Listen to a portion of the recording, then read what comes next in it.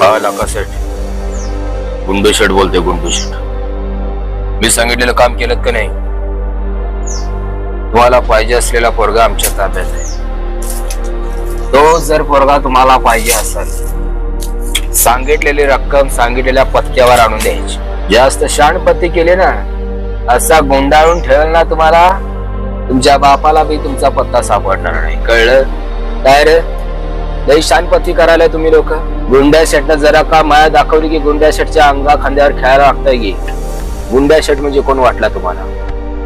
माझ्याच जमिनीत येताय, माझ्याच गावात येताय आणि माझ्यावर दादागिरी करायचा प्रयत्न करताय. हे बघ, एकदाच सांगतोय आणि शेवटचं सांगतो, लई उड्या मारायला कणी तुमच्या तंगड्या मोडीन आणि त्याची माळ करून तुमच्या गळ्यात घालून गावातलं तुमची गाडवावरनं थिंड काढी.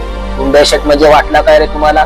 गुंड्या शेटच्या नादाला लागायचं नाही. गुंड्या शेट म्हणतात मला. कळलं? अहो गुंडा शेठ, मला का बांधून ठेवले हो? अहो का बांधून ठेवले? अहो माझी आई वाट बघाले हो, वाट बघाले. अहो गुंडे शेठ, मला का बांधून ठेवले हो? का? अहो माझी आई वाट बघाले हो, माझी वाट बघाले. गुंडा आहे.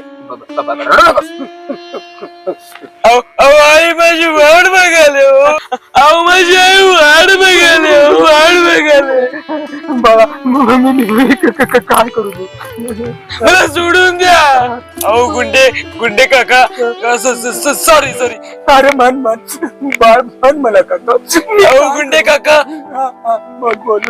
गुंडे शेठ तुम्ही किती चांगले आहे. हो रे बाळ, मी चांगलाच आहे. मी रडतो म्हणून तुम्ही पण रडताय.